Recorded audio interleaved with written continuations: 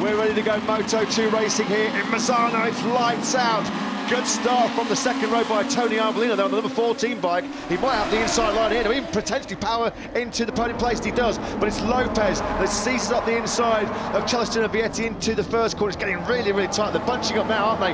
Out of turn two. There's a faller further down. Is that Jake Dixon? Not quite sure if it was Dixon that's an early faller through turn number three, but it's Lopez that leads. Lopez that leads at the moment. You can see Aaron Canet trying to go around the outside. It is Jake Dixon, sadly, who's gone down in the first sequence of corners. Ayagura was trying to make big progress. He was trying to go round the outside. Agura's already up to 5th. Augusto Fernandez has also moved up into 7th. Arbolino in the end, despite a great start, has come through the first sector in 8th. An early crash in Q2 left Jake Dixon down 18th place when he had great race-winning potential, and an early crash now in the race has ended hopes of becoming just the third Brit in the last 50 years to have 4 podiums in a row in Moto2. An early exit then for the British rider. Kubo was also involved. Look at that from Agura. Oh, he's picked up Fermin Aldeguer there, hasn't he? How aggressive was that going into Tremonto?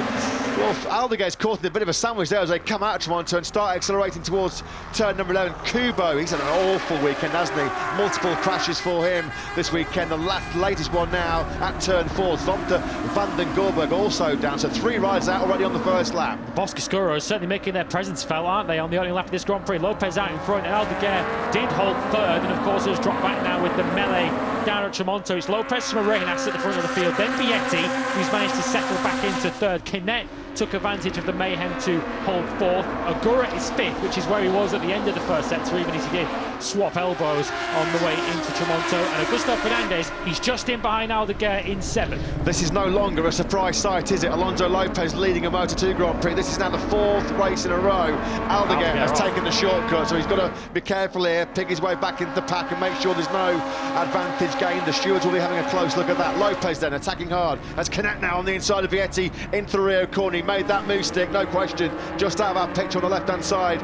I think Vietti might have pounced straight back though, going through that Rio hairpin. So great fight here between Vietti and Canet. This is great news for Lopez and Arenas because they're just starting to stretch away the 2 Spaniards at the front. Well, it's been a disastrous day for the VR46 Mastercam team. As you can see there, Manuel Gonzalez also crashing, so both teammates out on the very first lap of the Grand Prix, so we'll never find out whether that softer rear tyre worked out for Manuel Gonzalez. You can see a little bit of a gap opening up, and Agura looking as if he wants to get on with this. No way through up the inside of Canet, but Aldeguer on the attack, fighting with Augusto Fernandez, who did take that position earlier on this lap, but he's back down to 7th again. From the VR46 Mastercam team to the VR46 Disaster Camp team, unfortunately, today with Kubo and Gonzalez out very early on then. You can see some gravel there, can't you, going through turn 12 on the outside.